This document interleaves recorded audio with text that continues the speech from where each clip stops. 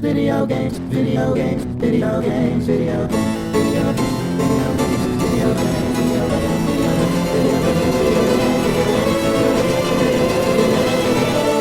It's July 30th, 2009, and this episode is rated E for everyone. And I'm Chris Remo. I'm Nick Brecken. And this is Idle Thumbs 26, 35, And you're Jake Rodkin. 36. 36. Yes. And I'm Jake Rodkin. And we're trying this again. Yes, we You are. haven't heard the first one yet. No. You might soon. So we're warning you now, because I think we forgot to actually append a warning to that one.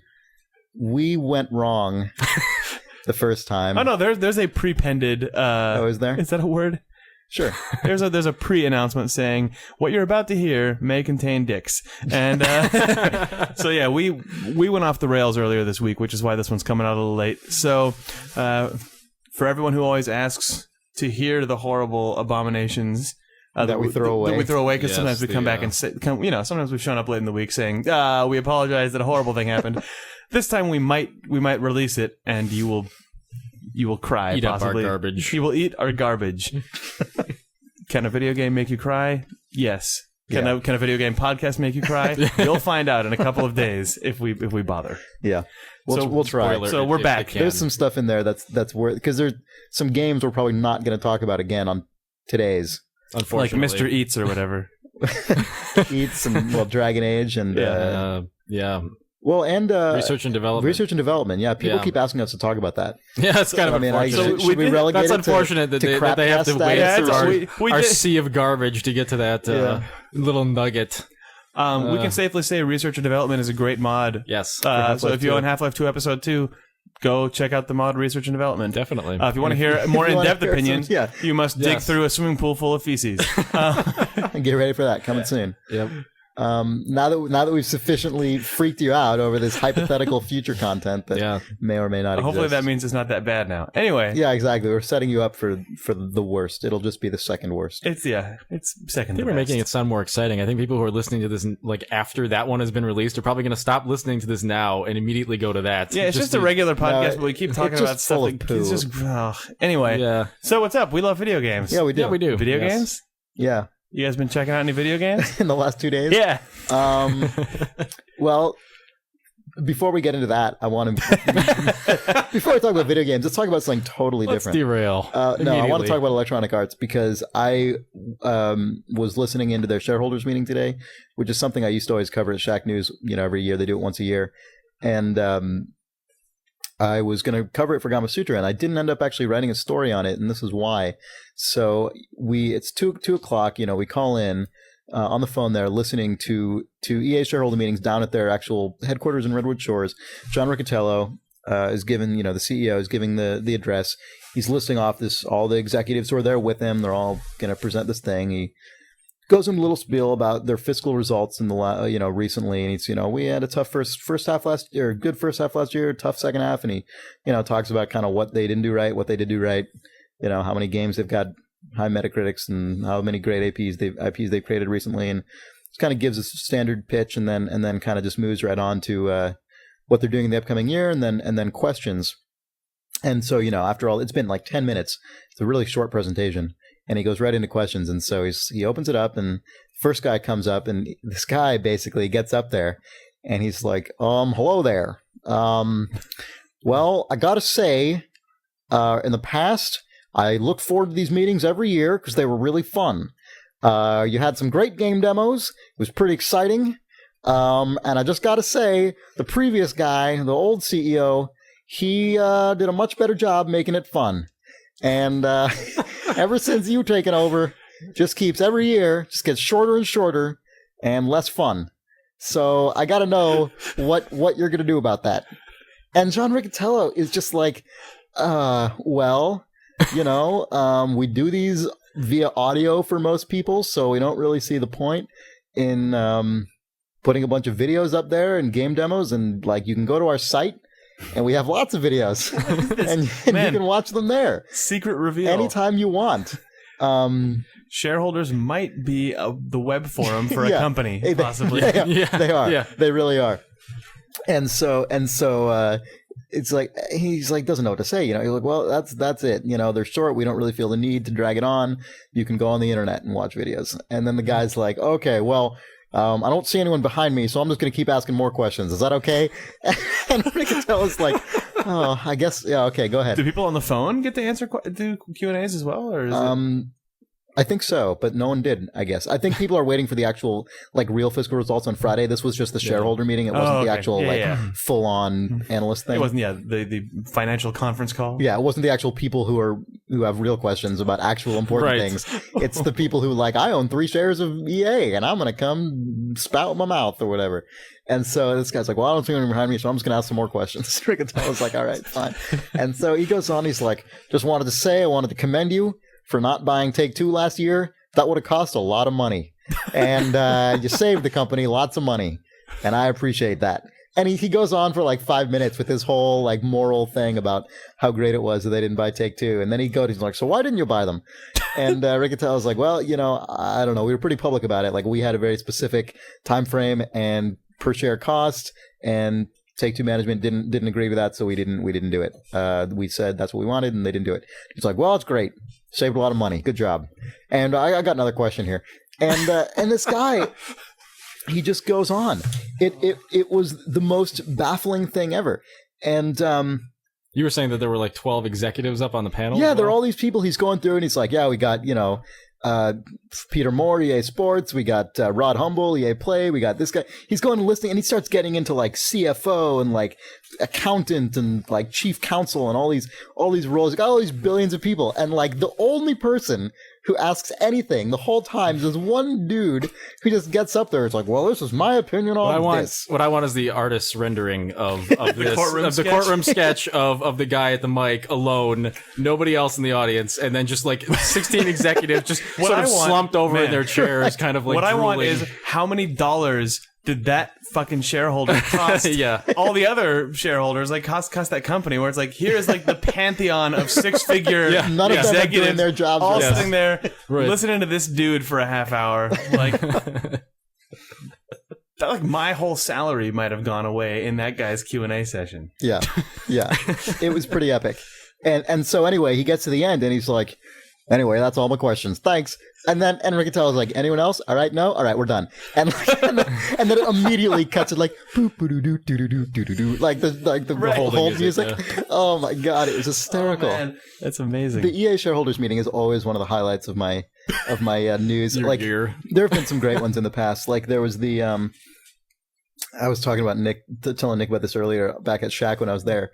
I wrote one up one year that was some guy gets up there and this was so EA had bought Mythic Entertainment, the company that makes Warhammer Online, and this guy gets up there and he's like, so now that you've bought Warcraft, are we going to be seeing way more profits now? And Riccatello was just no, we bought Mythic Entertainment. They make Warhammer, but we really think that's going to be a great game. So we're really looking forward to that. It is a web forum. Yeah. And then this other guy, I don't remember if he was the same year or not. He gets up and he's like, I'm just wondering, will there be any gifts? Yeah, I think we've talked about this. Yeah, maybe. I think we have, yeah. And this guy just basically wanted free food and gifts. He's basically a game journalist, presumably. So yeah, so... Yeah.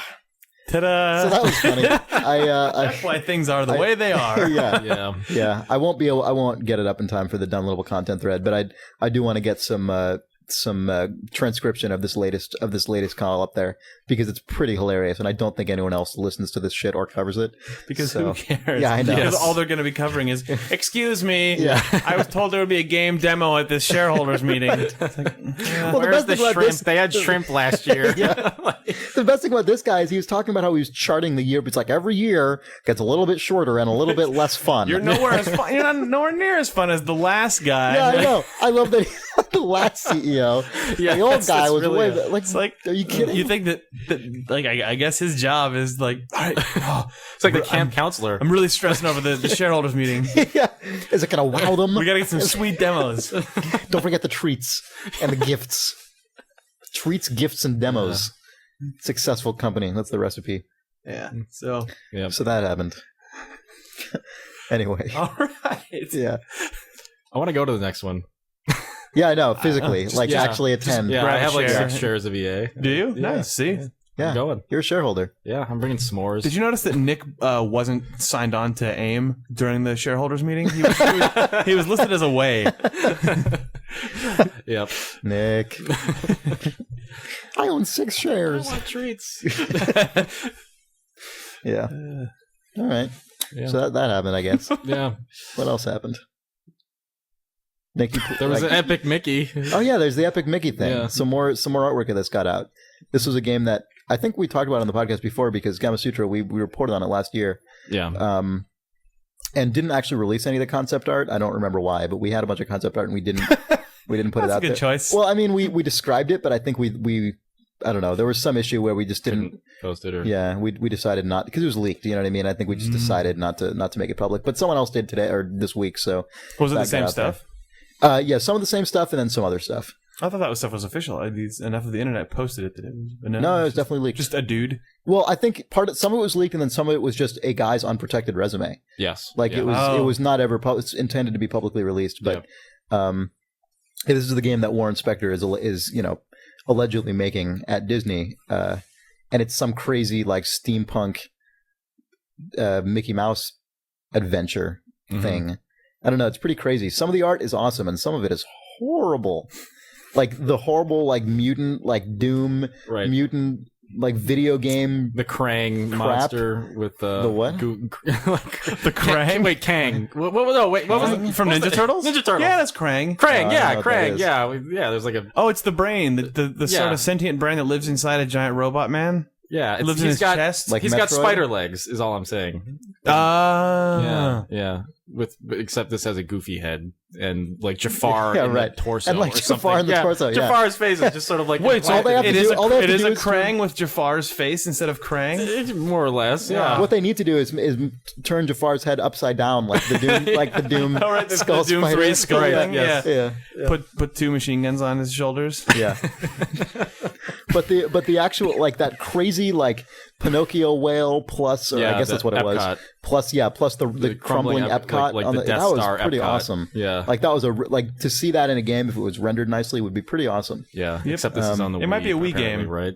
Is it a Wii game? Yeah. Oh, That's the rumor anyway. Yeah. not to be forum asshole, but I don't know. I know that's Well, I mean, actually that's- really that's- depressed but, me like, this morning because it was the artist listed it on his thing as a Wii game. So. Is that what it is? Because I keep like people like.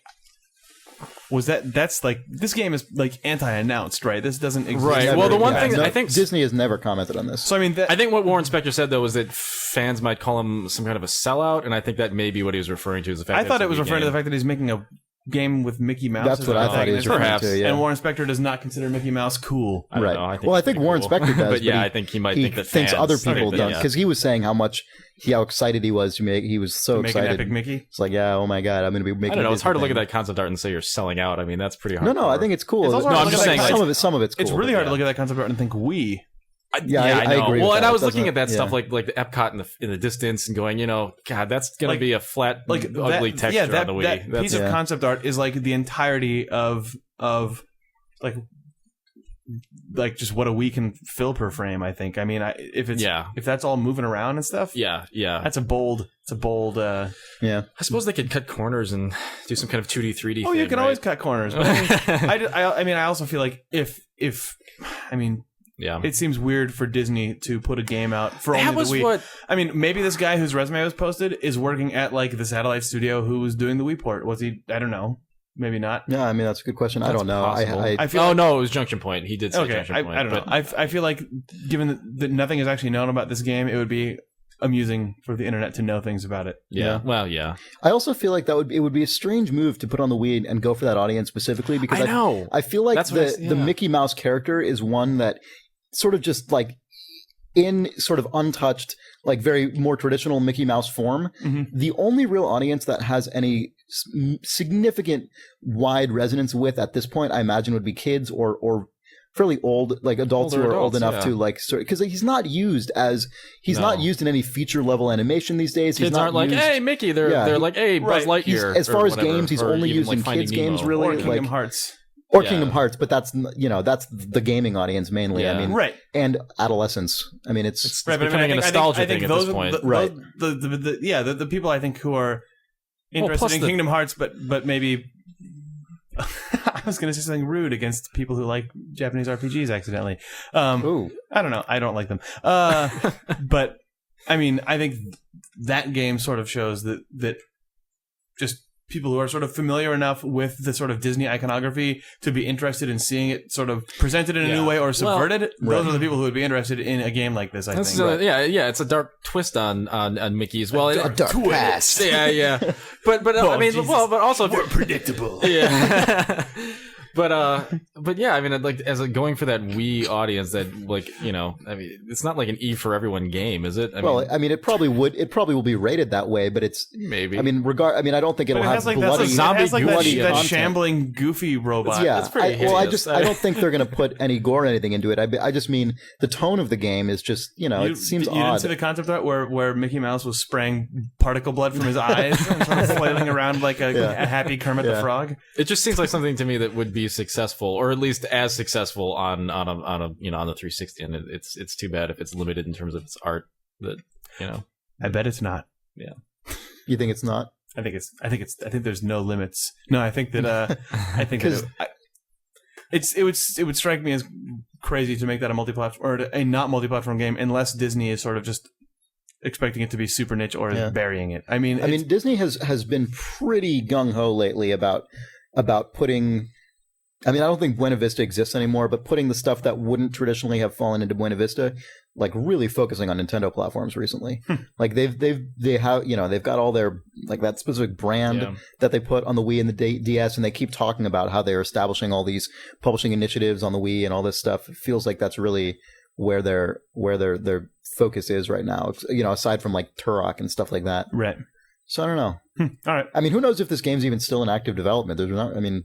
Yeah, there's been or nothing. That was one thing that people pointed out is that I saw some comments that were like, leaks like this mean a couple things, and one of the things that they could mean is that this game is no longer in production. That's what I said this morning. This artist is looking for a job somewhere else, and so he's showing new employers. The thing is the resume update was in June, and he said, I'm now at Junction Point working on this game for the Wii.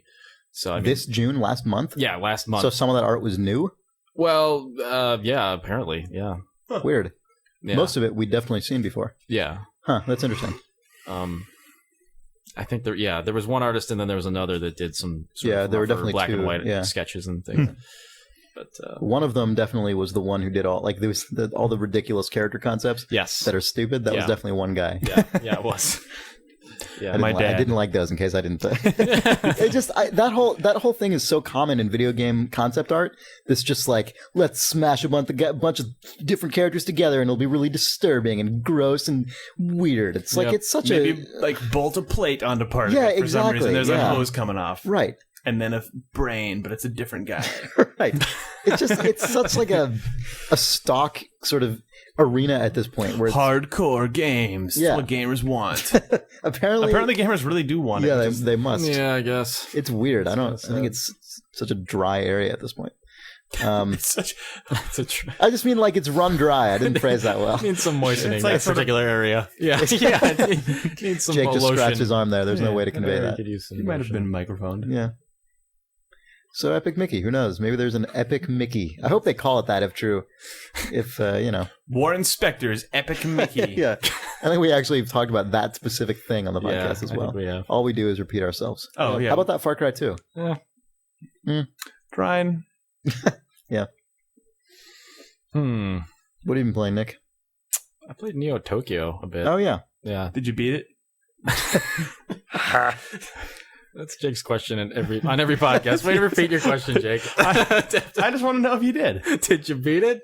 Yeah, no, I lost a lot. I got killed quite a bit. Yeah, me too. I tried it and I also got killed a lot. Yeah, although I was doing better at the end. I don't know. It's now people can write us in and remind us how much we suck at video games. Well, I got better. It's a fairly hardcore tactical thing. If people haven't played it, it's a bit like a more tactical Counter-Strike, but with a theme of a more tactical Counter-Strike in what sense? Well, it's slower and it's more like Rainbow Six. Okay, It's sort of mixed with the Counter-Strike, source engine thing. But it's what the theme is sort of Japanese anime, essentially, like Ghost in the Shell and also it's like it's set in a place called NEOTOKYO. Well, yeah. It actually looks really nice, I think. It does. The maps character are- models are kind of whatever, but the actual environments are pretty gorgeous. Yeah. Especially for a mod game. And for this being the first playable release, Right. it looks pretty nice. Yeah. Oh, it's a mod game? Yeah, it's a mod. It's a Half-Life 2 mod. Yeah. It's been in the works forever, apparently. I hadn't really been module. following it, but Oh, it's a Half-Life 2 module? It's a module. You a total install the conversion. module. And I like to call it It's TC. a TC. I ran a news site about total conversions for a while. Did you? Yeah. Really? Nice. Yeah. Yeah, it was called Converted 2 for some reason. I inherited it from a friend of Spaff, another Idle Thumbs guy. Sweet. I forgot about that. Sorry. Did you cover NEOTOKYO? What are your favorite TCs, No, we didn't. Jake? It's been a long time. Yeah, I know. It was a decade ago. Really? Yeah, I know. Yeah, I was thinking about that today, just thinking about, man, mods. Weird. Yeah. Well, someone wrote in to I know. criticize our lack of mod coverage, which, I mean, I'll read that email when we Dude, get there. NEOTOKYO this week. Yeah, research and development. Research and development On and the Pooh PC cast is coming up. Yeah. So Yeah, I couldn't really get into NEOTOKYO very much, though. I mean, I couldn't get into it either. yeah, actually, I was playing with somebody who had played it when it launched and was saying that, Alice Walker from Shack News, she was saying that it's just, apparently the community kind of abandoned this game pretty quickly. Like, Really? Already? yeah, we couldn't find many full servers, and the people who are still playing are kind of Impossibly good? well, they're good, but they're also not very mobile. They just sort of stand there and wait for a lot of camping, basically, So it's kind of like Counter-Strike. and a lot of annoying people that are annoying, and then the people who are annoyed by those people team kill them, and then they get Oh, kicked, God. and it's just Oh, it's one of these games. Yeah, one of those Yeah, games. yeah. So. But outside of things you can't control, it's not a bad game. It's just No, I mean, it seemed fine. It just, yeah, it's... yeah. That I mean, it has style a couple game core is- mechanics. You can go stealth, you can cloak, and then there's a vision thing that you can see Right. people who are cloaked, and Yeah. that's about it really. Other than that, it's just straight kind of capture the flag, race to a central point, and then Sure. but There are it's a couple in, of interesting It's in things. NEOTOKYO though. yeah. I mean, there's robots. It is a new Tokyo. It's the Yeah. newest Tokyo. There's a couple of robots. So Yep. yeah, I don't know. It's a Yeah, mod. I got killed a lot. Yeah. I mean, Actually, it's actually very difficult to tell who is on your team, and so I I ended had up the same problem. I yeah. ended up like completely wasting a couple of my team members totally by accident. And then what happens is you go down, you can go into negative experience on the little God. like Does that progression. subtract, It like, subtracts persistent weapon experience? choices. Oh, shit. So I had like one gun, and I was walking around, and then I just got completely owned. Yeah, of course. So yeah, that was my unbiased experience of Yeah, I agree with you, though. The reticle is not, like, it's No, not, it's- because the actual character models are not very yeah. distinctive in that respect. They're And not then- distinctive at yeah. all, and then there's just a little reticle on each. Yeah. On each And of it your only team pops members. up when you've got the cursor over when them, you right? and So when you have can't- that vision mode on, it's Right. very difficult to see. But that's something that mods, I mean, even like the I original feel like Counter-Strike Counter-Strike had that problem for a Yeah. while. Counter-Strike had it that problem for a definitely did. long time, and then 'Cause they I- finally solved it. I mean, when that's they what, ruined it.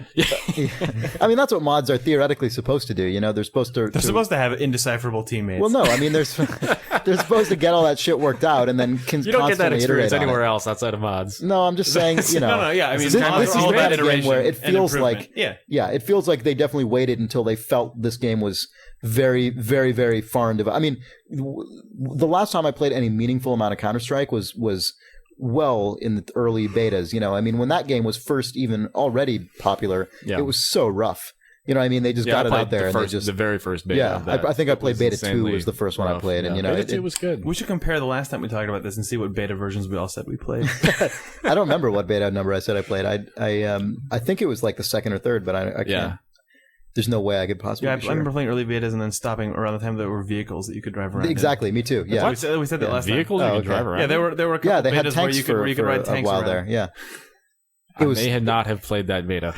I definitely played that one. Yeah. That's actually one of my strongest Counter-Strike memories because it was so weird. It's like, what the hell? It was Yeah, like, we're all yeah. like, I'll drive the thing. Like, you'll That was what? a special map that. 'Cause I don't remember. There that, were a couple. No, I think there were a few maps that had a thing that moved around, and then someone said, "Why did we do that?" And Yeah. Well, yeah, there were like shields at one point too.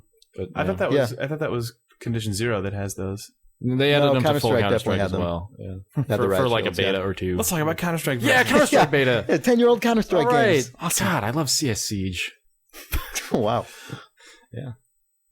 Um, That's a good map. Yeah. Anyway, that Fat Princess game is out, I think. is it out? I think, or it's like out in a couple. I mean, it's like it's out Yeah, I this guess it week, is. right? I mean, Yeah, right. Thursday. Probably by the time people listen to this, it'll be out. And we've all played it. Did either of you guys play it? No. No, I played. I was in the beta. I played that. Is it good? I didn't like it. Really? I really wanted I've only to, heard good things. Because when they really, that's interesting. Yeah. Because when they announced it, I was pretty excited about it. I really liked the Well, concept. it sounds like Team Fortress, but sort of twisted and put on a. Yeah, Well, but a it fat just princess. it ends Yeah. up feeling very unfocused, and maybe part of this is like just a community issue where once people start all getting the game and it'll be better. But you kind of just run in there, and it kind of just feels like you can sort of run around and go. I mean, basically you've each got a princess in your base, and it's sort of capture the flag, but with this princess that gets increasingly harder to capture as she eats more cake and becomes fatter. And it's a hilarious concept. I mean, it's a great concept for a game, and it looks good. But it's like there's so many. It feels like there are so many multiplayer concepts thrown into this game that you can play it and just kind of run around and like kill a guy, and there's no sense of like real urgency. So it's or the Warhawk of yeah. It has that problem. Yeah. Yeah. And I know some people really like Warhawk, and actually I did have some fun with that game. But yeah, it does. It does have sort of that similar thing where it's. You don't feel like there's a strong impetus that's moving you to the next. Yeah. And I feel like Quake Wars kind of had that problem, which is interesting because they dedicated so much of the interface to trying to solve that exact problem. Yep. It's tough to get around, but I think with multiplayer games, there is kind of an upper limit, just how many mechanics you can get in there. Yep. That you don't necessarily have in a single player game. Well, you still have that, but Battlefield 1943 sort of skirts that limit, but it actually I thought it was going to be like that initially, but it holds together. Is that barely. why there's a trend in multiplayer games now to start you off and then build up? There is a trend to persistence. Your persistent players so you can start off and you can have a multiplayer experience that has the sort of gradual ramp up of a single player game. I mean, I don't know if that's talked about that often as a reason for that, but it surely is. So that it's not just like whoa, all this stuff. I'm dumped into Quake Wars. Yeah. It's like, well, you're actually dumped into basically the equivalent of like TF2, and then you eventually get all sorts of crazy shit. And No, that's a good point. I mean, it's definitely a very, very marked trend in the last couple of years. It's funny actually we bring this up because I was just today editing an interview with Ed Stern, who is one of the designers at Splash Damage, and they're making Brink, which looks really cool. We've talked about that, I think, on the podcast. And he was talking about how kind of Wolfenstein Enemy Territory was definitely one of those games that really sort of set that initial push for everyone starting to introduce those almost RPG-like elements into multiplayer games. And it's funny because it almost is ubiquitous now. I mean, it's pretty rare to find a newly released multiplayer game that doesn't have some level of persistence of some kind. Well, at least a game where multiplayer is the focus. Right. The multiplayer add-ons to various single player games. Yeah. The Halo 3 multiplayer obviously is not like that, for example. But Yeah. Yeah. Strangely enough, I think that's why I like 1943, because it doesn't actually have that. I mean, there are rankings, but they're completely superficial. I mean, it's just to show... They're skill rankings as opposed to... well, they're not... Like, I don't know, I'm guessing. Yeah, it's just a progression. I mean, like, if you get 50 kills, you get to the next rank, and then if you get 70, you get to the next rank. Right, but that doesn't affect your... It doesn't give you any extra weapons or anything like that. Right. I mean, I still generally prefer that. Yeah, me too. I mean, I don't play a whole lot of multiplayer games anymore, but what little I've played, so I mean, I'm an anti-authority on that, but anti-authority, bring down the man. Oh shit! I don't know. I have yet to persistence, man. I've yet to be sold on a concept of that makes me like, oh, this makes me want to play it more instead of less. Right. I mean, there are probably people for whom that is a big appeal, but for me, like in a multiplayer first-person game, like Call of Duty 4, look at the amazing success of that. Yeah. I guess I'm an old man, but I like joining a thing where it's like, here are the consistent rules. Everyone has these rules. Well, it draws a line in the sand. I mean, it's like those people who enjoy that stuff go on the one side, and then people like us are just kind of discouraged and off-put, and they're just, Well, a big part of it for me is that I just don't. Given that I try to play a lot of different types of games and a lot of different games, I end up not playing until I run into a game that really just completely obsesses me, which you can't count on that like with a multiplayer game. I mean, it's unless that happens, I'm probably not actually going to be playing this game enough to ever work my way through the whole persistence system and the whole upgrade system. I never do. I mean, Team Fortress 2, which is a game I think is a fantastic game, I still have a definite minority of the overall unlockable stuff in that game. It's just we've talked about that game a lot, so I don't. Did you guys see today that the Halo Wars leaderboards were entirely erased? So doesn't that happen sometimes? No, I mean really? unintentionally. Like Okay. every like true all the true skill ratings, every Yeah. component of that. So it was just like noob stomp mania today. Where it's Yeah, I just guess. Yeah. Yeah. Yeah. It just made me laugh because I pictured the people that who were like really into that game just being utterly crushed. Well, you know what's also Yeah. funny about that is that I'm guessing that game does not have the same multiplayer permanence as, say, a Halo 3. And so what's Right. funny about that now is it's only going to fill up to the point now where it's actually being played. You know what I mean? It's Yeah, not, yeah. It's like, any game like that where says Halo on it, it's guaranteed to sell a couple million right out of the gate. It's going to look like there's a bajillion trillion people on the leaderboards there because they're all going to sign on at least once. Now, the only people who are going to sign on to that game are the people who are actually still playing, and it's probably going to look like a much less well-populated multiplayer arena. I don't know. I mean, I don't know how active that game still is, but I don't know why you'd want to play it. I mean, I don't mean that to be. I don't know why you would want to like, play this game. No, see, because I could see you want to play see someone wanting to play that game in single player, right? I mean, like to me, the RTS, an RTS single player campaign, to me usually has very little to do with strategy most of the time. You know what I mean? You're not. It's usually so much of it is like scripted and very specific situations. You're basically just playing through to see what kind of mechanics the designers got in there and what the actual level design is like. And if you're interested in the story, there's that. But it's totally usually different than actually playing a real competitive multiplayer game. I mean, they're totally different experiences, and that's one of the cool things about the genre is that they really do offer such different experiences. But I just can't imagine wanting to play a game like that, like versus. It just it's pretty bare bones. I mean, I've played that game before, scissors. and it's just there's so I mean, I know some people just don't like gaming on the PC, and that's fine, or they just don't have one, and that's in that case maybe you do really want to play an RTS. But I feel like someone who really wants to play an RTS, like there are plenty of them that'll run on a not high spec PC that you could be playing. Yeah, but I don't know. Speaking of RTSs, didn't you have something you want to talk about CNC4? Oh my God, yeah, CNC4. We totally forgot to talk about this. Yeah, we totally forgot to talk about this. We've never talked about this. Right. Well, we did talk about CNC4 before, and I didn't talk about it because the screenshot was out there. What is the screenshot thing? Oh, I don't know what this is. The screenshot thing is Jake and I just had an online conversation about this. It's not. Maybe other people won't think this as cool as we did, but there's a high probability of that. No one will think this is cool. Get ready to be underwhelmed. Yes. No, I just, I forgot to mention this before. When the CNC4 announcement was made and when they, I think, in close proximity to when they talked about the online activation requirement, they also released just some concept art and a screenshot. And they were so cool, at least I thought they were cool. The concept art was like a portrait layout, sort of vertically oriented piece of artwork that had like a tank rolling around on the ground, and then some kind of shuttle dropship thing in the air, and then some little stealth looking fighters zipping around underneath it, and it seriously looked like sort of like early 80s sci-fi novel cover. Yeah, it really looked like a 70s 80s era sort of like dime like paperback. Obviously that wasn't the era of dime paperbacks, but that style of artwork of sort of washed out colors and kind of really almost naive designs on some of the craft, like the sort of weird angular, like this is what the future might be. Yeah, it was good, but not in like a kitschy 50s way, in that weird sort of post 50s like just weird washed out look. It looked really cool, and that's not a style anyone ever adopts for sci-fi video games. Everyone always just goes for aliens, basically.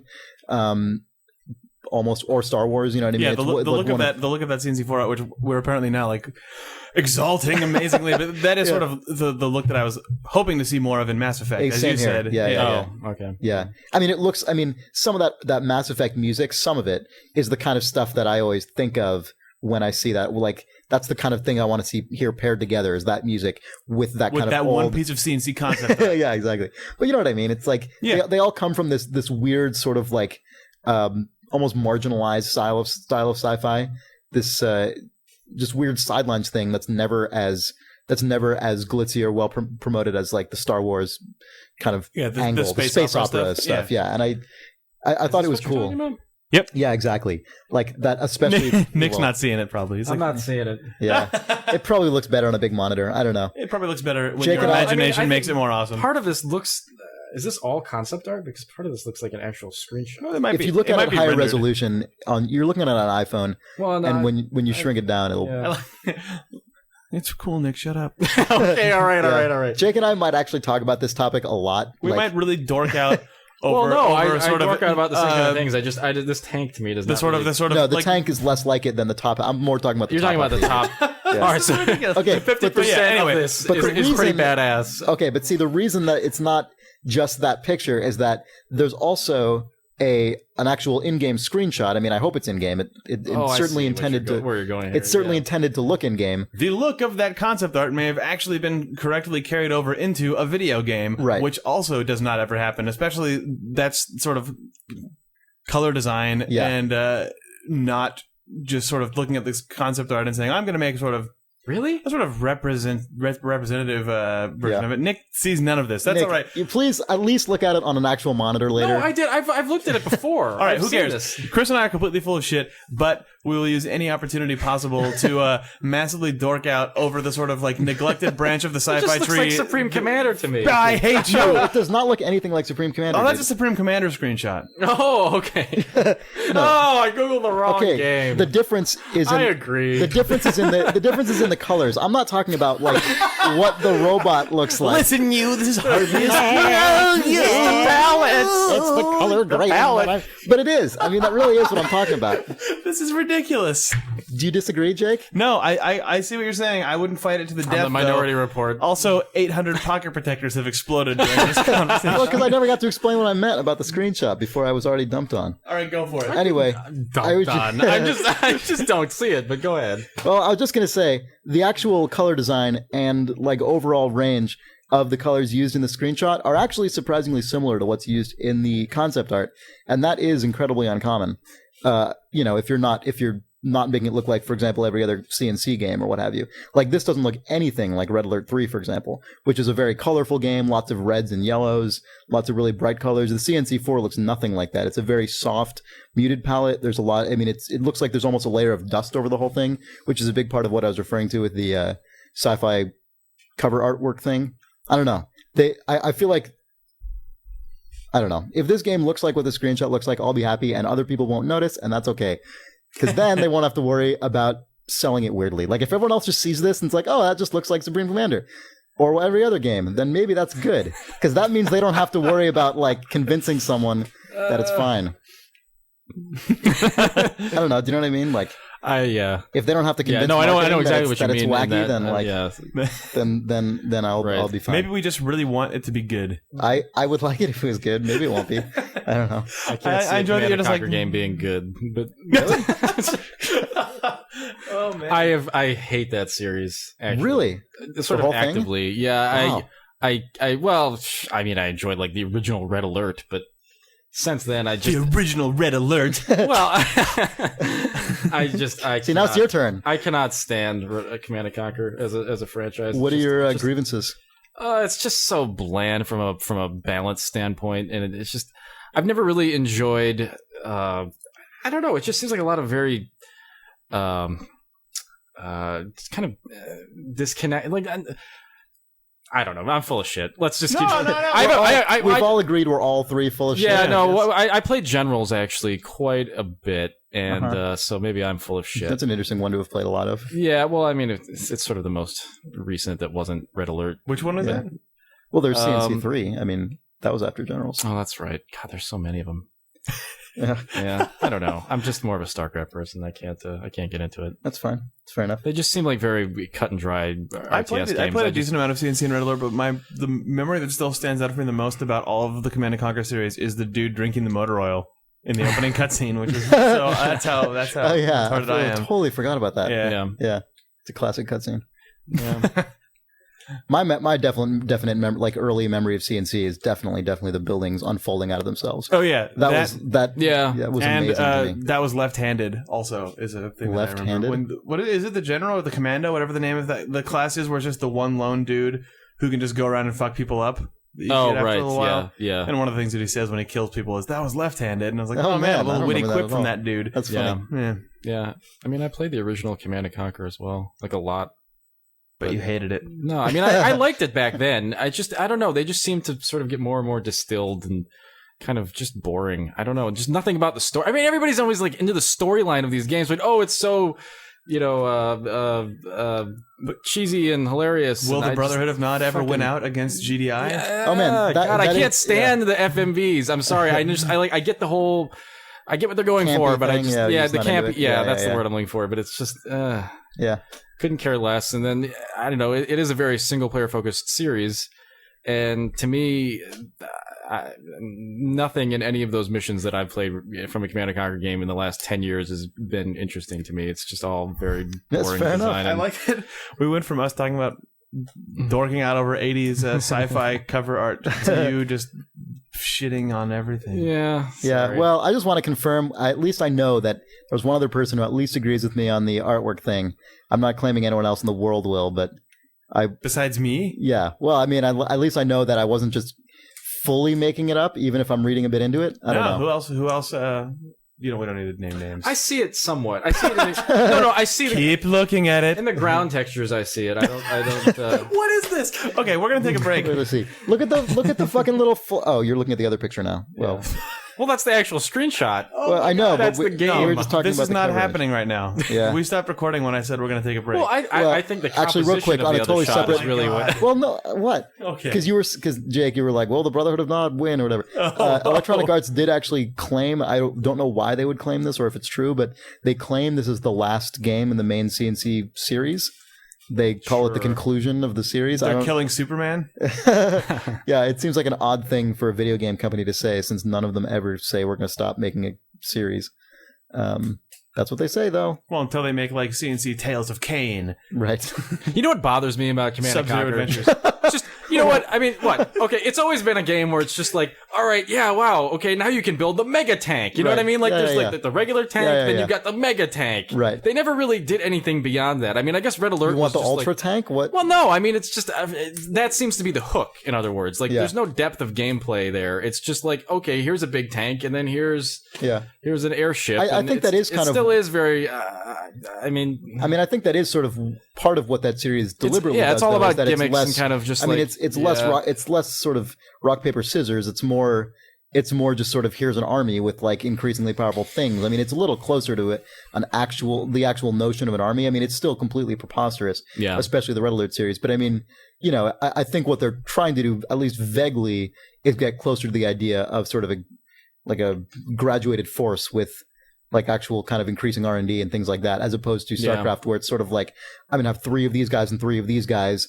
And you know what I mean? Like, it's the actual army composition in StarCraft makes no real sense at all. No. It's purely a video probably- game balancing act, I think which is fine. It's better A competitively, but balancing act. my complaints probably stem more from specific sort of design choices than any kind of Yeah. overarching like theme. Yeah. Command and Conquer, thematic Right. decisions. It's just, I could list off 10 different things I don't like about the way that units work and the Sure. way you've got to deal with like air units in that game that I just fucking hate. I mean, it's always like an air base with like 4 planes and you have to like manually sort of lift them off and deal with them. It's just, I don't really like how anything works in those games. But, All right. yeah. Fair enough. That was an unexpected Yeah. We have 2 emails about this topic, about Command and about Conquer. Command & Conquer 4, with Oh, opposite opinions. mm. All right, so get ready for that later. Yeah. Oh, I thought you were going to be displeased. Fuck. Break? Break. Break. Take one. Taking a break. Video game. But when you declare Donkey Kong Country or Donkey Balls on the front page of your internet website, like, I don't know, Of your internet website. you sort of cross over into another realm of, I don't know, tact emptiness, like a void. With Tact Void. Yeah. Dark Void. And Capcom has a game coming out called Dark Void. Video game. This is a screenshot that they've taken and then Of Dark Void? no, Oh. of the Command and Conquer. Oh, Nick. No. I'm just looking at it. Video game. We're back. we're back. Yeah. Didn't we have something we were going to talk about when we came back? Heroes of Newerth? Oh, yeah, here's a Newerth. You played it. Yeah, I did. What do you think? And the NDA is up now? Although they were trying to keep me from playing it. Wait, really? What do you mean? The community members, they didn't want me to play the game. Oh, yeah, this is what I've heard about this game. This has actually scared me away from playing this game. Also, like... Be afraid. This game is terrifying. It's another Dota style thing? Yeah, it's another Dota game, which, do we have to explain that? I am so tired of explaining what Dota is. No, so anyway... You cannot believe how tired I am of explaining what Dota is in stories. Is it because every single time you ever refer to it and in the news, someone's like... Yeah, what's Dota? Dota? Dota? It's just Diddly-doo? Yeah, it's so what's Dota? Dota? Clockwork. God, it's a mod for Warcraft 3 that you should probably play. That has been ripped off. Nick loves to be explaining created this. into to be transformed into 3 separate games: Demigod, League of Legends, and Heroes of Newerth. And Heroes of Newerth is made by S2 Games, who did Savage 2. Savage 2, and Savage 2. And this is set in the same universe, which is interesting. Yes, it is. Yeah, Newerth. Yeah. Yeah. Wow. Okay. So it's a really competent Dota clone. It's actually. I mean, it looks really nice. They're going for the realistic take on it as opposed to. They also have at least one team member, right, from the original Dota. I think. I think so. Man, I like that all these. I know they've all. Yeah, they're like, grabbed we've got this guy. Yeah. Like the band broke up, but you're all Right, yeah. trying to. Yeah, these we've ones got are like the McCartney. Beach Boys featuring Mike Love. Right, Like, exactly. they're all the Right. Yeah. Yeah. So yeah, I mean, it lamest feels of like the a Beach really Boys. slick version of Dota. But man, it has the S2 community, which is the most poisonous community I could possibly conceive of. So that's the S2 community It specifically? is, because when I play Savage, I had the same problem. Oh, interesting. I assumed it was the Dota community that migrated It's over. probably both. They're probably one of the same. Yeah. They both were spawned from the same, asshole. Wow, that's a horrible image. The image you should have of playing this game is, oh god, I feel so bad for these guys. Look, the game is actually pretty good. They're a cool And company too. They are a cool company, and you know what? I mean, like when the game comes out, and there are people who aren't in the beta, like right. Well, and if the matchmaking is up to par, right. then I would say check this game out. I mean, the one thing that League of Legends is doing that's smart is they have all of these. I think I've talked about this, but I don't think you were allowed to talk about this. Maybe not, but they're doing a really good job of training new players to the game. Oh, League of Legends you're talking about now. Yeah, I'm talking about League of Legends. Sorry. Okay, yeah. No, I agree. They've actually made it very accessible. They're doing a really good job of making it accessible. Yeah, Heroes of Newerth is not doing that right now, and I think it's going to be released later as a result of that. I think they're not really expecting it until at very earliest the end of the year, which is going to kind of hurt them probably, but they need to do that though, because when I played this game, it was join the party and go back to 2010 like everyone else at this point. Yeah, this Christmas is going to be weird. It's going to be. There's still a lot of stuff though. That's what's crazy about it. There's just a million games. Yeah, I mean, it's going to be weird. Yeah.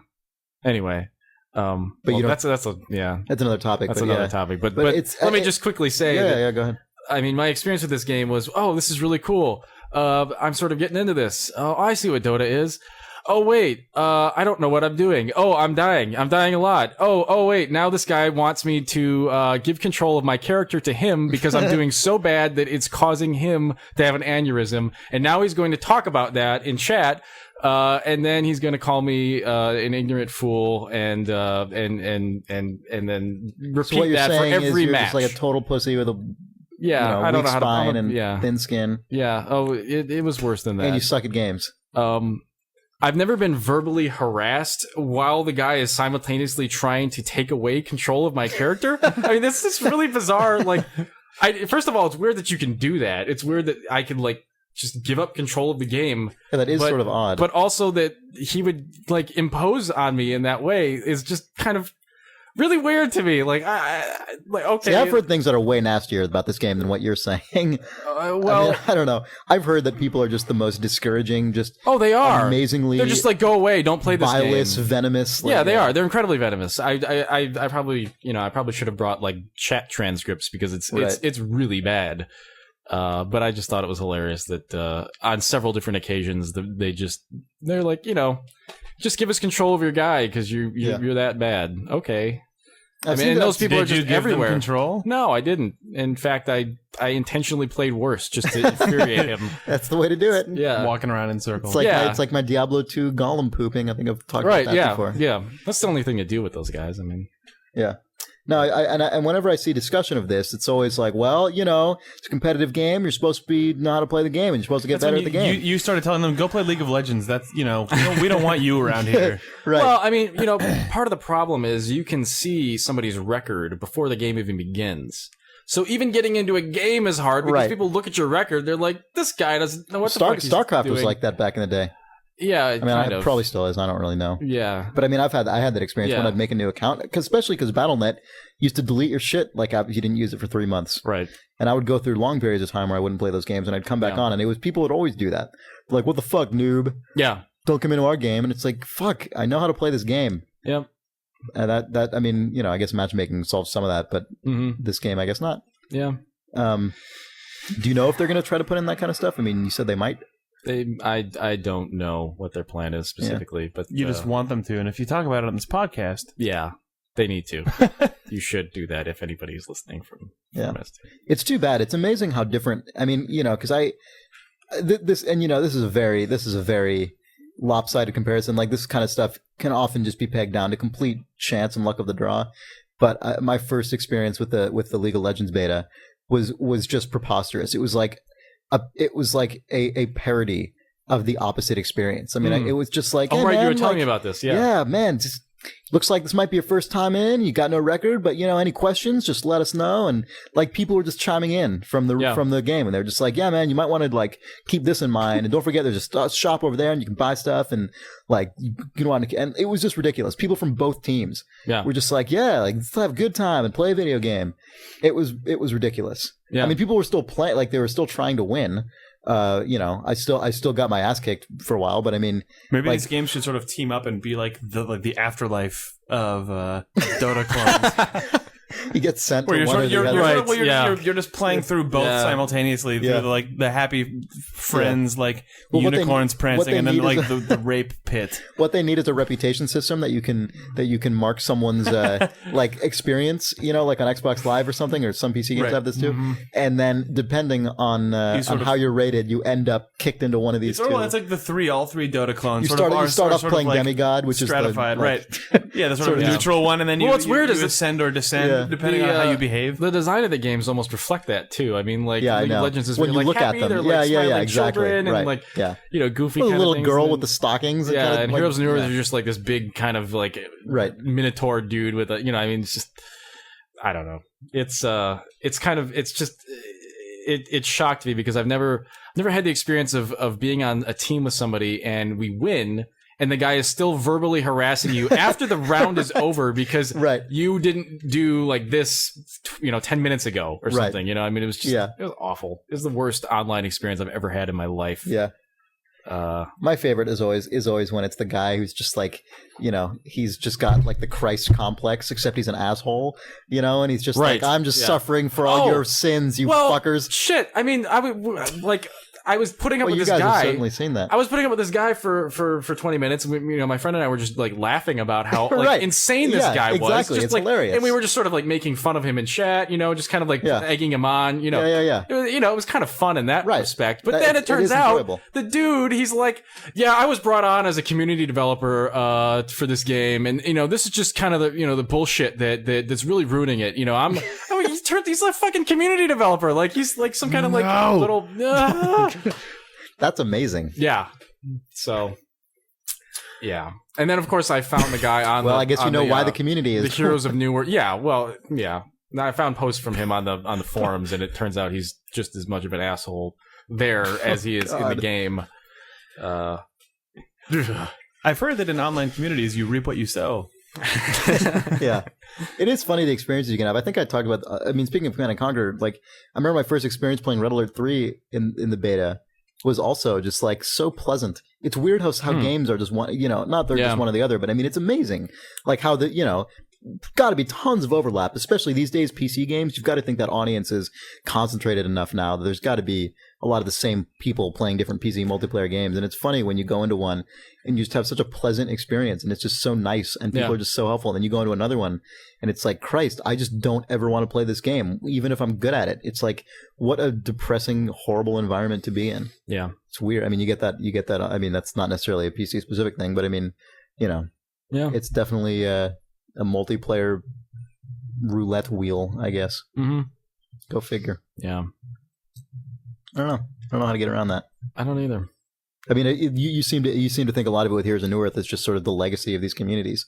That kind of sucks if you're just screwed into, like, you know what I mean? It's just sort of, I mean, that's the people who are here. Yeah.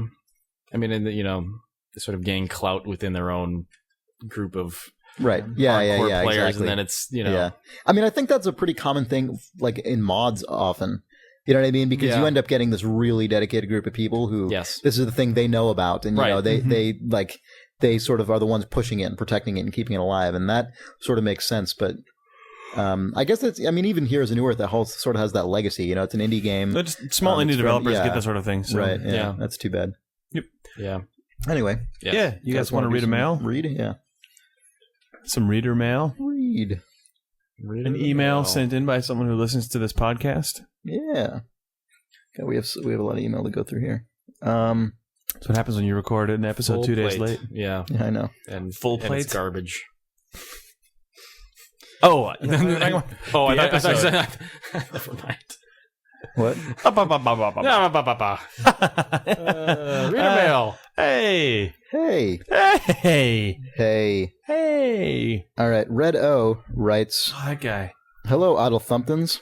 Hey. I'm gonna try to condense some of these emails because we can get through more of them. Yeah. Well, I usually don't enough. So he says a bunch of stuff. Basically, the gist of his post is Shigeru Miyamoto these days. He says, "How's the wife? How are your grandparents? How's the carrot garden coming along? Are you getting enough calcium? Remember, brush. These are the things Shigeru Miyamoto cares about way more than video games these days. And he's a man whose yawns are captured and transcribed for whispers of ideas like ephemeral dewdrops of morning rain. So anyway, essentially his point, he goes on to say, if you work at Nintendo, if you're a designer there, do you think the sort of godlike status of Miyamoto within that company ends up being creatively extremely frustrating for younger generations of designers who are looking to get their ideas out there?" Yeah, that's basically his question. I think that's probably more true there than a lot of companies, just because of how preposterously successful that guy's games have been. But it also seems like on most projects, there are people with plenty of authority and ideas. Yeah, and he definitely rarely actually directs games. Right. anymore. Yeah. I'm sure that there have probably been many depressing stories if you ended up going to a bar with a Nintendo designer where they're like, I had this great idea, and Miyamoto came in and was like, I had this other idea, and then a third of your dock is ripped apart. But I mean, that kind of stuff is... But that's how video games are sometimes too, I think. I mean, I don't know. I mean, I think probably more what goes on in Nintendo is there's sort of just I guess it is. Jake, I think you're completely right. I might not be. But I think there's probably also a sort of overriding, like, Miyamoto design ethic that probably supersedes any individual, that probably just is part of the company's fabric at this point. Right. That, sort of, especially now with the success of the Wii and all of that, I think probably there's just a certain kind of game that you're unlikely going to be able to get through at Nintendo, just because there probably is a certain tenor, a certain kind of type of game that goes through. One interesting, funny story about this. I think there was a Wired interview recently. I could be misattributing this, but there was they had done an interview with the director of Super Mario Galaxy 2, and earlier, at some prior date, and the director was saying something like, I was hoping to get some more story in here, I'm. I thought that was Mario Galaxy 1. No, you're right. It was 2. I think it's 2. And he was talking about how he was hoping to get some more story in there. He thought it was their room to kind of get some more narrative. And then they did an interview with Miyamoto, I think at E3. Mm-hmm. And Miyamoto's like, I really didn't want any of that story in there. So for 2, I'm really, really just cutting that all out. And then I guess it was probably Chris Kohler, who we've had on the cast before, and he's like, well, Mr. Whoever, the director of the game, was saying he wants to get more story in there. And then it was like Miyamoto looks agitated, and he's like, oh, well, I'll definitely have to go over there and get rid of all that right now. I thought it was really funny that he's basically just being like, oh, okay, well, I'm just going to go just cancel all my employees' plans for this game that he's hopeful about. It was funny to me that was in a public interview. Yeah. Yeah. I don't know. I think Nintendo, more than most companies, probably does have that going on. Yeah. I think there is sort of a Japanese also tendency towards that to a certain degree when you've got those figureheads at Just those sort of companies. the structural thing. Yeah. I mean, for everything I've heard about Japanese Well, there was development. a GDC panel on Very top-down. on Eastern versus Western. Yeah. And Are you talking this- about the Goichi Suda thing? Yeah. And Yeah. there was a question related to this, and I think I think the question was something like, how often do you let other employees sort of, contribute or sort of, maybe change your mind or override? Yeah. And they were kind of like, Yeah. like, what? Change my mind? Yeah. I didn't get the sense that there were very many opportunities for that to occur. And it was funny. I think it's actually a different panel than what you're thinking of, but than what I was thinking of. But a couple years ago, there was one with Goichi Suda, the guy who did Killer 7 and No More Heroes, and I don't know. I really like that company, Grasshopper. But it was funny because that guy has he fosters such sort of a punk aesthetic, and his games always seem like, Jesus, how do you get this through a company? And was he the one who was like, always do what your producer says? yeah. He's like, it's very important to listen to your producer and like do what he says and make sure you've got that good relationship because he probably knows what's right. And it's like, wow, that's so different from how, especially at GDC or an event like that, where it's a lot of developers talking to other developers. Right. That is not how Western developers What is this? talk about their producers usually. But it was, I don't know, that was really weird and amusing to me. Yeah. Yeah. I don't know if we probably don't have any other inside stories about Miyamoto, but. It's one time. Yeah. It's one time I was trying to make a game at Nintendo and Miyamoto just kept, it sucked. Yeah, I was Talking apparently about some sitting next to him at music dinner game. one time. What? I was apparently sitting next to him at dinner one time and didn't notice Oh it. yeah. So that happened. That's too bad. Jake totally spoiled an opportunity to have dinner with Miyamoto. Well, to shake his hand and demand Pikmin 3 multiplayer. Well, that too. God, you know what? When I was down in San Diego for Comic-Con last week, I used to live in San Diego, and so every time I go down there, I hang out with old friends, and God, played a bunch of Pikmin 2 multiplayer. It is still so fun. Yeah. That game is so incredibly good. It's such a great multiplayer experience. Oh, I just got to say, like, people really need to try it, and just give it a shot. It's so fun. I'm really worried that Pikmin 3 multiplayer, if that even has it, is not going to live up to it because it's so good. Shut up, it will. And it'll be great. It's not gonna. It'll go online, then people will find a bunch of exploits and ruin it. Oh man, so Steve Lavington of London, England had the same reaction I did when during Idle Thumbs 35 when I guess Nick was talking about the dogfighting game. He says, I was enjoying Idle Thumbs 35 when someone you said about Wii Sports Resort stopped me in my tracks. There's a dogfighting game. It's 2-player only. What the fuck, thought I? Are Nintendo going for the coveted Michael Vick demographic? How's that going to work with Motion Plus? Yeah, that's exactly what I thought. And I said dogfighting? Yeah, it's got Yeah. dogfighting because there's two planes chasing each other around and shooting at each other. Oh, yeah. It's like a dogfight. right. Yeah, oh. But see, as soon as it's out of context, it's like Right. you immediately... Like a dogfighting game. So he couldn't shake images of this going on. This horrible, horrible potential game. Also included cockfighting. But that's also not what you think. Man, Oh, God.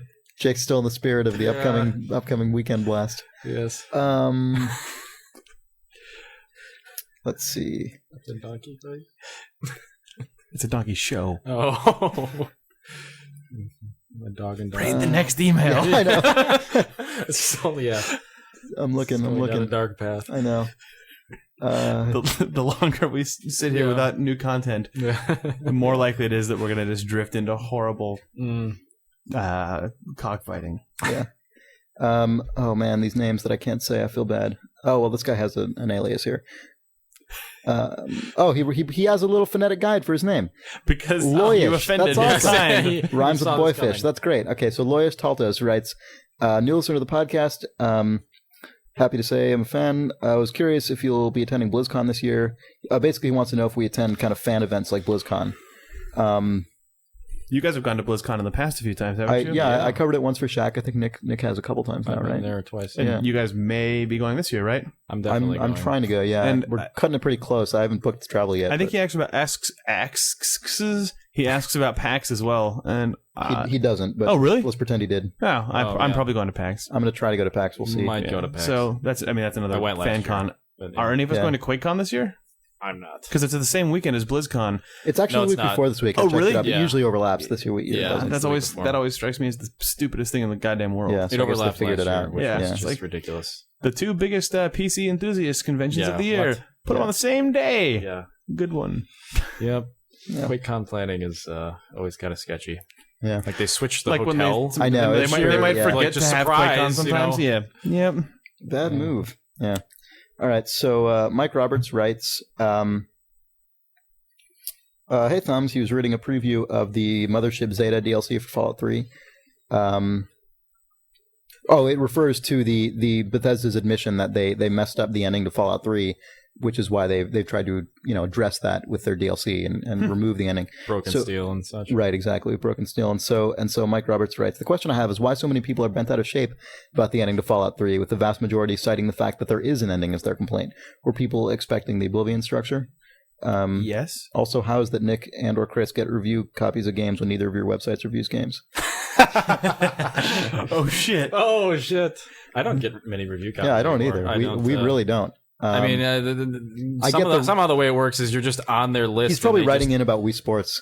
This is the first thing I've gotten right. from Nintendo in probably 2 years. Yeah, I have no idea why I got I this, don't to be get entirely much honest with anymore because Yeah. I don't review games. you. I know much exactly. anymore. Yeah, that's the answer. Is like once they notice you don't review games, they Yeah, I take mean, off the it- list. it But also- sometimes you're also on that list for a year when you Yeah. like if you're on a publisher's list, they'll just sometimes They just forget to don't take you notice. off Yeah, and don't yeah, notice. exactly, Like I think I'm yeah. on the Square Enix list right now, and it's It'll- just getting all these like Crystal Chronicles Yeah. bullshit. It might seem from Oh, listening to man. this cast like we get a lot of review copies around here, but I think it's that you guys go to press events and then We just play a lot of previews. Yeah, yeah. go to also events and things. the amount of review copies that I see laying around your house are like on par with the amount of review copies I used to get when writing for Idle Thumbs, a Right. non-existent website in right. 2004. So Yeah.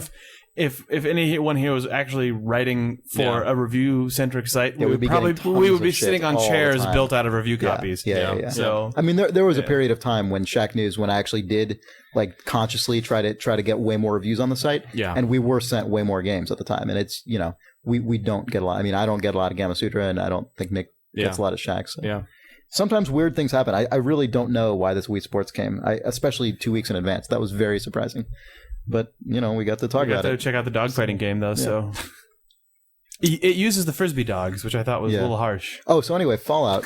My main problem with the ending to Fallout 3 was I just didn't think it was that good. I thought it was Yeah, me too. I thought it was stupid. Yeah, it's just kind of a lame ending. And Yeah, I think, and also I think probably some people didn't, because it didn't let you go back and play more after that. Yeah, right? I think that's what That's what they're people were complaining surprised. about. Like, You the had game's to over. Wait a minute. Yeah, You have to I think it's reload your fine save to and end then- the narrative per se, Right, but then if you want to go and find all the Yeah. extra stuff that like the world doesn't Yeah. end. The whole point of that ending is that the world doesn't end. So yeah, maybe I spoiled something, but yeah, I think Could be wrong. I think the original Fallouts ended in that way, though. It was a final ending. And Yeah. I think that's probably what they looked at. it is. Yeah, they've Yeah, said that in the Yeah, past, I think they were just trying to it's- stay true to Fallout. this but is still undoubtedly a Bethesda game. You know what I mean? And I think Right, yeah. to me, just it felt. Yeah.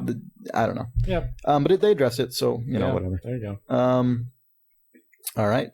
Dylan Farrell writes, "Hey guys, at Idle Thumbs, I recently found out about your podcast. I didn't know of it before. You guys remind me of my friends. Cool. we are your friends, Dylan. So his question is, it's true. Ever since I've begun listening to the past episodes, I recently got into the classic adventure genre, which I never got into before. I must say it's a genre that I'm now sad to have seen past. Yeah.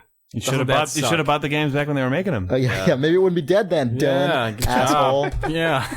No, I thought this was a different email. There's someone else who. No, I'm sorry, I didn't mean that. Jesus. No, I didn't mean that. You're the email Nazi. I didn't mean Still to. on your email is worthless, actually. Sorry. No, that's not what I meant. Never meant to read this piece No, of shit. because it's no, that's not This is what I an meant at all. icebox we got here. That's not what I meant at all. Dylan, thank you very much for your email. I find it actually interesting because the adventure genre is one I usually think of as being exclusively appreciated by crusty old dorks who have played yeah. him forever. But I make them. well, Jake makes them also. But I mean, I assume most of your community are people who like remember the class. I mean, maybe I'm wrong. I have no idea. It's a mix, but the there's a large chunk of the pie for sure that is crusty old people. But anyway, the reason the other email I was talking about that I thought I guess because someone else wrote in with basically the same email, but also was asking for recommendations. What is this guy writing about? Well, this guy, I guess, was just telling us. Yeah. Doesn't that suck when you like? Yeah. It does. It is too bad. It's awful. Well, I had the same across experience with like the Longest Journey, even though I played not the Longest Journey. What? Last Express. The Longest yeah. Express. The Longest Express. Yeah. Even though I played Where other can I adventure find games, other like, sort of persistent real-time adventure games full of exactly. sort of thrills and interesting characters? Sorry. Oh, that's the only one. Yeah, it's the only one, Yeah. and probably will be that way forever. Right. But yeah, well, okay. Well, apologies to the person who did ask that question because I don't know where their email is now. But someone else wanted to know if we could recommend any games that are currently available to actual adventure games that you can actually buy, like classic adventure games that are actually like out there to purchase. Vintage 90s ones? Yeah, or probably whatever, I guess. But I think that's mainly what he meant. On Steam, LucasArts has 4 games from their back catalog, 4 adventure games from their back catalog, and Secret of Monkey Island Special Edition, and Vivendi or whoever the fuck Activision Right, King's Quest. They put out the King's Quest and Space Quest series, which were from compilation discs they put out a couple years ago. They didn't put the Leadership Larry ones up. But no, they didn't. But if we specifically want to actually recommend stuff rather than just sort of list what's available, I would personally recommend, and you guys can have your own whatever you recommend. I would personally recommend from the LucasArts stuff, Indiana Jones and the Fate of Atlantis, which I think is easily one of the best point-and-click adventure games. And Secret of Monkey Island, obviously. Secret of Monkey Island, yeah. And I'm gonna be that crusty old dude that I referred to. You're saying Loom, aren't you? No. Oh. Well, I mean, sure, also, but I mean, I was gonna say I would recommend playing Secret of Monkey Island without the new graphics, which I really think just changed the game. It's not. First of all, I just don't think they look good, for one thing. I just, aside from whether they look like how I think they should or not, I actually just don't really think they're that good looking. But I also think they add a very specific style to Guybrush, especially with the voice acting, that in the first 2 Monkey Island games just wasn't there at all. He was basically, to me, an empty character in those games, and I find that a very interesting facet of those games. Like he becomes whatever mood he needs to be at any given time, depending on what he's saying. Whereas when you put that voice acting in, he sort of always becomes goofy, semi-snarky guy. And there's not really any way to have him just effortlessly slide into these different personas like there is when you don't have the voice acting. I think voice acting in general is great, but in that particular game, I just not a big fan of it. And then on the Sierra side, I would recommend King's Quest 6. I think you actually have to buy all of the King's Quests. Yeah, but I don't think it was that expensive. No, it was cheap. I think it's like $15 for all of them. But yeah, 6 is great. 6 is awesome. I think that I was a big fan of the Sierra games as a kid. I feel they've aged a lot worse than the LucasArts games. But 6, which was one of the last King's Quest games, I think is by far the best King's Quest. It was co-designed by Jane Jensen, who did Gabriel Knight. And I think she's a much better designer than Roberta Williams, who did the King's Quest series. So that was really good. King's Quest 4 was also okay. Some of the Space Quest games were good.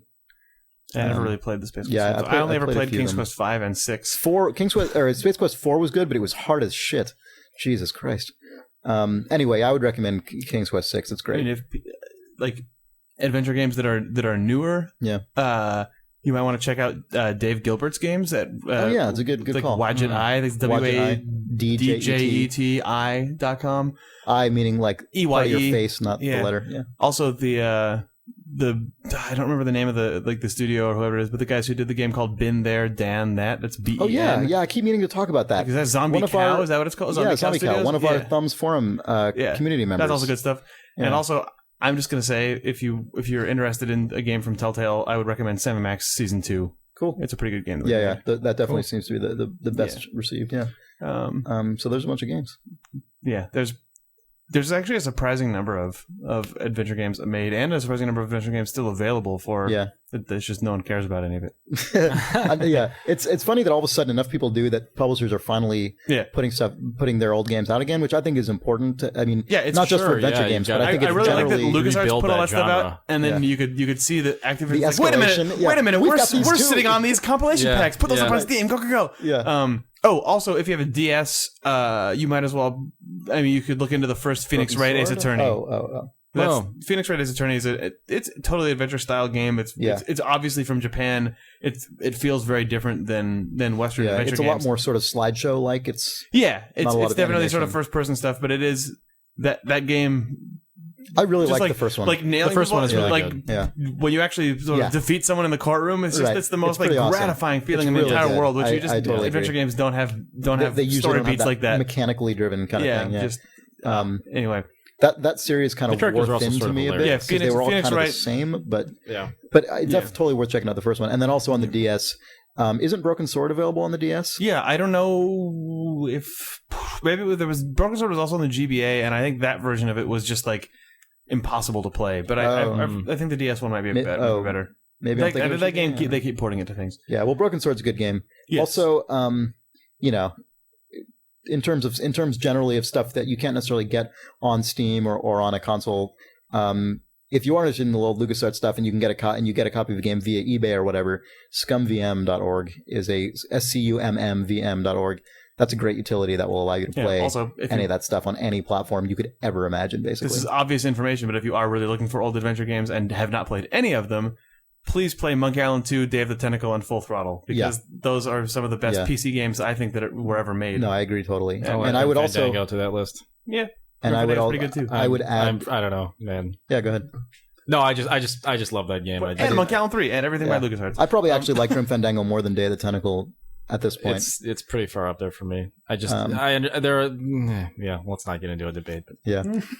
No, I mean it has some significant flaws from a design standpoint, but man, I just love the story and theme of Grim Fandango. it really is amazing. Yeah. I mean, if you can say anything about I mean, the adventure genre is dated in a lot of ways, but if you can say anything about it, I think I can take off my rose tinted nostalgia glasses long enough to fairly objectively and confidently claim that those games still to this day pretty much have the best writing and story that can be found in games ever. Have the really good adventure games from the 90s. The good ones. They have such a good, strong tone and aesthetic sense that just nobody has at this point. Just the combination of sort of creativity and budget versus maximum sort of achievable resolution and fidelity. Just sort of a nice harmony that was achieved everything there, came together very nicely. It's good stuff. Yeah, and a lot. There's some, especially in like Full Throttle and Grim Fandango and a couple other games. There were some awkward kind of gameplay sequences that get in there that don't hold up very well at all. But Blade Runner is like that as well. Blade Runner's like that also. But you play an old game and you have to expect some of that. We all like adventure games apparently from the 90s. What? We recorded like a second podcast. I know. Adventure games are awesome. Yeah, but I The call of the nerd. it's true. But I think Full Throttle to me still has pretty much the best writing. You got in Pikmin 2 multiplayer. You got in Full Throttle. I can't not. Yeah. Yeah. I like Grim Fandango better, Nick. Those two for me are Which Throttle and Grim Fandango? Those are sort of at the top of my pile. Yep, they're good. All right. GKR writes, "Dear the Idle Thumbs Podcats, I was wondering how you guys feel about Moon being the first in a planned trilogy. I really liked it and only ever saw it because you mentioned it on Twitter." Moon the movie? Is it the first in a planned trilogy? I guess. Okay. No, it's talking about We're talking about Moon game, for DS. Right? The DS game? He's definitely not talking about the DS game because we've never talked about that. All right, yeah. So yeah, he's definitely talking about. You're talking about the DS game. He may think we're talking about the DS game. He calls it a film, so he's not talking about that. Oh, weird, because it's not a planned trilogy, is it? Well, no, there is a statement from Duncan Jones that says something to the effect of the next one is an epilogue to that, and then there's going to be another one. What? I mean, he says he wants Weird. to. Yeah. I think actually really Duncan Jones just doesn't actually specifically know what his next few movies are going to be because I feel like he's said like 4 different things are all his next movie. Well, I know. I think the one that he's making just after recently. Moon is not in this thing, but he keeps talking about other sci-fi projects and stuff. Yeah, and I think the next one's not sci-fi. I know. No, he also has said he would like to make all of his sci-fi movies in the same universe. Yeah, I like that. This is what we're talking about on our video game podcast. I know. Yeah. Actually, while we're on the his topic, question gets into video games. So just before we go on to that, while we're on the topic, there's a really good interview with Duncan Jones out there. It's a video interview. It's like an hour long, and it's just him in his office just talking very candidly. You should look it up. I think it's on like Slash Film. I think it's like one of those random movie sites, but it's actually really, really good. You should go check it out. Also, see Moon. Yes, Yeah, even if you yeah. still have it, because Yeah. I think since we last mentioned it, it's actually come to a decent number of theaters now, whereas it wasn't when we It's when we actually still previously talked expanding about it. quite a bit. Yeah, it is. The moon is expanding. Yeah, that's no moon. Anyway, he says, not all movies need to be trilogies. I think it ended really well. And I'm not going to spoil anything on air, but I really think a sequel could take away from the original. This happens with a lot of video games as well, which I guess I'm just mentioning, so it's not a question about movies, just some video game jerks. With love, GKR. So yeah. That is definitely true. That said, Yeah. like, for I guess in the case of Moon, I sort of trust that guy that then whatever the next movie isn't going to be like Moon 2. the next Moon shot. 2. They wouldn't call it Moon 2. Yeah, Moons. You would call it Two moons. Mooned. From Dave Perry. Mooned. Yeah, But yeah, people. But I do think that is a disease in the video game industry. It's Sure, a but disease. that's It's a disease in the disease that entertainment publishers industry. love. I mean, like Not anywhere as strongly as video games. Back to the Future 1, The Matrix 1, Pirates of the Caribbean 1. I don't know. With video games, it's all of them. I It's guess that's every true. single successful video game. The number of when you look at whatever the top 10 box office is, Well, count how many of them are sequels, the and then thing is, though, look at the NPD. with films, video I mean, games and the count how many of brand those are is the sequels. actor or the director. Like it's a Harrison Ford movie. But in games, nobody knows, it's a Grin game, like nobody fucking cares. Nobody knows. So it goes back to, the title of the game. I mean, it's a Half-Life game. Okay. I like that. I'll buy Half-Life. It's partly that, but it's also that there's not anything remotely close to the level of we've got this engine, we've got all these assets, and we've got this gameplay mechanic all worked out, and we can basically just make more levels and toss it. I mean, like making any video game is a huge endeavor, but I mean, there's nothing like that in film to that same extent. Like you've still got to every frame there's television, exactly. It's probably the closest thing. Yeah. But and the Harry Potter movies. Yeah, well, in film, are it's basically mainly TV. restricted Really. to like sci-fi and fantasy and like action franchises. But your average is film that's just not from like sort of a nerd genre is not usually turned into like a 10 entry series. I mean, in games, it's pretty much a given. If you have a successful game, you will make a sequel. If your game is successful enough, the publisher will make a sequel. I mean, there's just there really isn't any way around that. It's not even that, really. I mean, if it's not a success, it won't be a sequel. I mean, there won't be a sequel, right? I mean, they plan them as a platform, Right. as a Yeah, franchise. exactly. I mean, and the guy brings up trilogy, which is one of my. I hate that shit. I hate how fucking everything is a goddamn trilogy now. That's true in fantasy and sci-fi films. That's true in every game. Before a game's even out, you've got the creative director up there being like, "Yeah, we really want this to be a trilogy." I absolutely hate that shit. Retarded. I can't stand it. I have to say that I do slightly forgive games for sequelizing themselves more than films because just sometimes what people want is oh no, I know. I mean you get just more iterated core mechanic is different than watching the second. I agree. I think the real problem with game sequels though is that they are just more, and very few of them diverge enough to where it's. Like when we're talking about Moon, we have confidence that he would make a sequel that is not just more Moon, but with a game, it's always just more of that, right? And not even in a mechanic sense; it's also in a thematic sense. I mean, you know what I'm saying? Like, you're going to use a lot of the same assets. Use a lot of the same assets. The actual same textures are going to be used. Just the level of risk is just you could chart it just going down. I think it's because games are so poorly understood from business sense, poorly understood from an audience sense. As soon as you get out of a certain very specific core group of people, that stuff is so incredibly poorly understood that it's essentially all companies can do to try to just sort of get any measure of success and go, oh, thank God, let's make 1,000 of these goddamn things. Whereas in film, it's so much easier to just make a film in some genre without an established brand behind it and say, I think we can market this to these people. Yeah.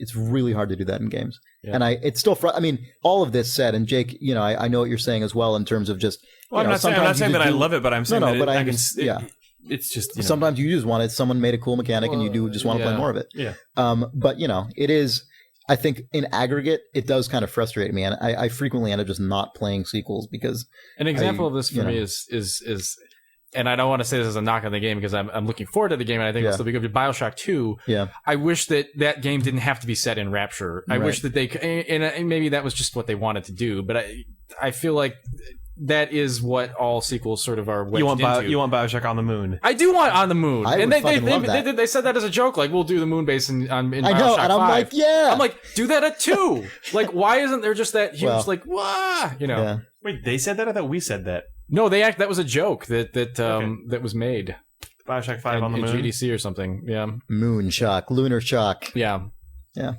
2. So anyway, Back to the moon. Yeah. They also went to the moon in Bioshock 3, but they were, you know. Trying again. Yeah, it's Moon Revenge. Yeah. Duncan Jones's Bioshock 5 Moon 2. Yeah.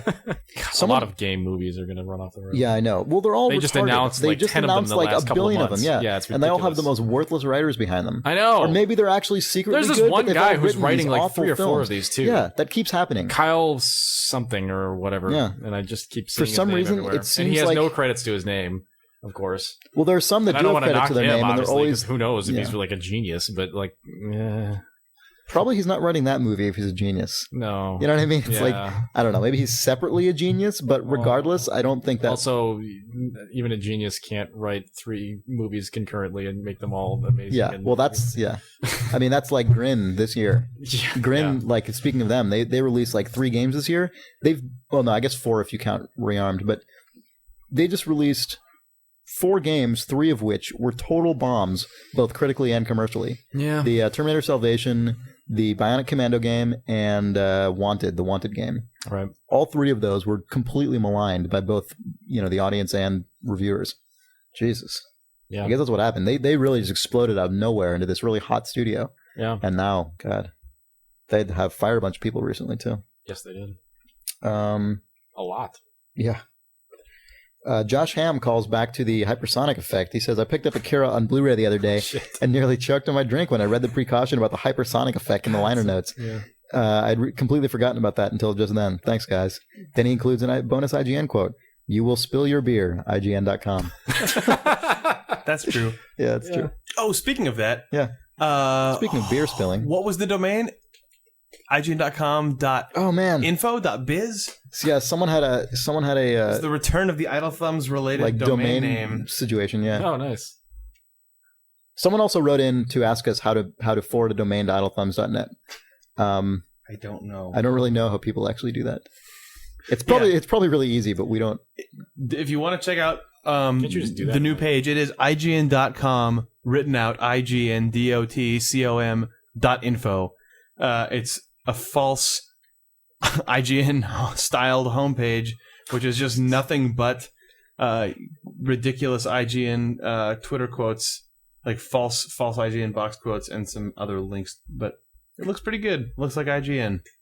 Thanks, El Muerte from the Idle Thumbs forums. Yeah. Also, we don't know how to point domain names to other ones because we're actually technologically inept, apparently. It's true.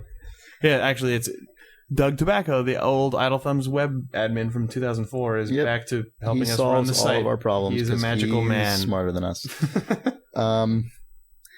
Yeah. So here's one of the Command and Conquer questions I was mentioning earlier. So Anonymous writes, "Dear Idle Thumbs, I have a story to share with you that was passed on from a war veteran at a bus stop. During the Second World War, there was a metal shortage. In my village and the surrounding area, they dug up the copper cables. They were later replaced with cheaper aluminum cables." Oh, aluminum, he says. This person must be from the UK. "I'm informed that this happened a lot, and the copper cables are better conductors for today's internet connections. As a result, our connection in this rural area is very limited. Private companies will not invest in the infrastructure because the cost outweighs potential customers. You claim wireless will be everywhere, but even that's not viable because the closest high-speed access point is miles away, and it will be until wireless technology can span miles of rural England, if ever. I'll be one of those people squatting on the Amazon page for CNC4, giving it a 1 out of 5 rating because they didn't include a server-authorized offline mode. Yours truly, Anonymous." Yeah, I mean, Sorry. that's fair enough. I mean, there's nothing really we can say. But you know about- what, though? I mean, What? look, the internet. Oh, man, here comes The Nick. internet, if you think of the internet as a platform, then in the same way that you think of the iPhone as a platform, I think, The iPhone contains the internet. Well, yeah, but I mean, if you just think about it in that way, I mean, come on. I'm sorry that you can't play that game. It sucks, but Well, also, I guess my other response would be to that. What about every multiplayer game ever? I mean, you can complain about the entire concept of multiplayer gaming existing, but it is genuinely unfortunate. Like, I don't know. Nick is a little more callous, I guess, but I feel bad for the guy. But look, I mean, if you're gonna live in the sticks, you know what? Jesus. Jeez, no, yeah. Well, no, I mean, look, I grew up in Michigan. I didn't have a lot of things. Michigan sucks. I didn't have an arcade in Michigan, but I didn't complain that I didn't have such and such arcade game in Michigan. I mean, we found the curmudgeon old guy who plays adventure games. Apparently, here he is. He also hates everything else. Yeah. Are we done? You're well. There was another. Another. I don't need to find it necessarily right now because I remember basically what it is. But someone else wrote in also about CNC4 and brought up a counter to Jake's point about it not needing to be authenticated when you're playing single player. His point is that according to EA, the entire point of this feature is that your experience is the same experience, the experience that you accrue in single player and multiplayer is part of one persistent system. And so if you're not authenticating when you're in single player, it'd be very easy to simply crack the game in single player mode and send the server a bunch of bullshit data when you do authenticate to the server. So like a trainer or something like that levels you up essentially when you're offline. And then when you send that data in, it's been tampered with. That was basically his response. He's saying doing it this way will essentially. So you can do illicit things offline and then sync that information back up. Right. Which is basically the way people fuck with servers. I mean, that's the way, that's what people do when they fuck with servers is they have a client that sends the server bullshit information. I mean, that's how people cheat in online games. Right, but why do you need to have the game running to do that? Why don't you close the game, unplug your network cable, edit I guess it makes sense because you're always online at all times. Fair enough. I don't know. That I think no matter what is done, someone is going to figure out some way to get around it, and that way will then be patched out. But that is a totally fair point. I mean, he says that his guess anyway is that he thinks it's doubtful that it'll be something that will be as easily cracked out because that functionality will be built into sort of every interaction, at every step along the way. The game is expecting to have that going on, so he thinks it would be a more elaborate process to. I can totally see that. I accept this is Jordan Cohen, by the way. I did find the email. Go ahead. The Ubisoft CEO made about. Oh yeah, that was weird. PC piracy. We have the ultimate PC piracy. Tremendously. We've got a tool. Yes, a tool. A tool that we have here. It's coming maybe at the end of this year. Yeah. Perhaps. Yeah. Yeah. I wonder if that's just weird. If that's just some kind of always online check. Yeah, who knows? Also, by the way, the same guy who did write in about this also did have he did have some other opposite opinion, not opposite, but some other opinions about it. Basically saying, he does... Looks like an 80s sci-fi cover. He says, he basically says this is a more severe copy protection scheme than Spore. Spore had the activation limits. He considers this more onerous than that from a certain standpoint because it's something that has to be going all the time. Yeah, it is. It is definitely the fact that it's always looking at you and is always on is definitely more invasive, but from an end user experience point of view, it is less frustrating. Yeah, that's if you're willing to accept the fact that there's an internet connection watching you play, right? Through your webcam. Yeah. Yes. Right. But yeah, I mean, I know that having like when this one goes wrong, it's probably equally or more frustrating than the Spore one because you're just fucked forever. Right. But when it works, it's got to be infinitely, just immeasurably friendlier. And I guess I just compare it to a multiplayer game because honestly, it's like I've played so many multiplayer games that do require online authentication and always have that it's like at this point it's no different in my mind. Right? Yeah, same here. It's like I couldn't play any of those games if my internet went down either if I wanted to play them online. I mean, that's just.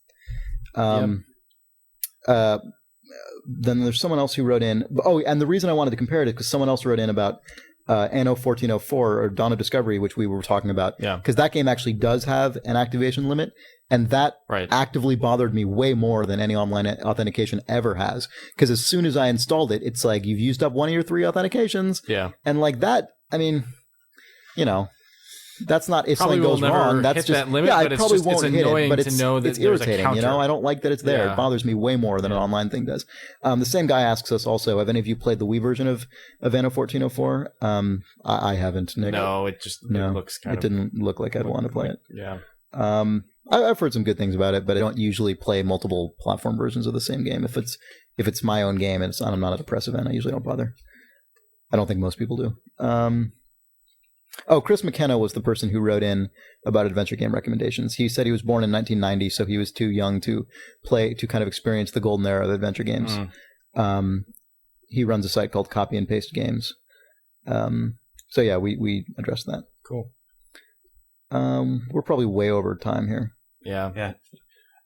And there was a Cool. major topic that we wanted to cover, and What was there? yeah, and I can't. What was remember- it? I can't remember what it was. MMOs? We want no. There was something else. Video games? Yeah. Oh, that was it. Oh, God yeah. damn it. Well, Next week. anyway, sorry, Norwegian guy, for not Yeah. listening to you. What? I don't know. Someone from Norway wrote in last week and said make them less long, and Oh, then yeah. other people wrote in saying, "Don't listen to that Norwegian guy." Well, We didn't. We didn't. So there. Also, get a bonus half hour of us talking about poo and donkey cocks. Bye. Video game. Man, what was that topic? Donkey cocks.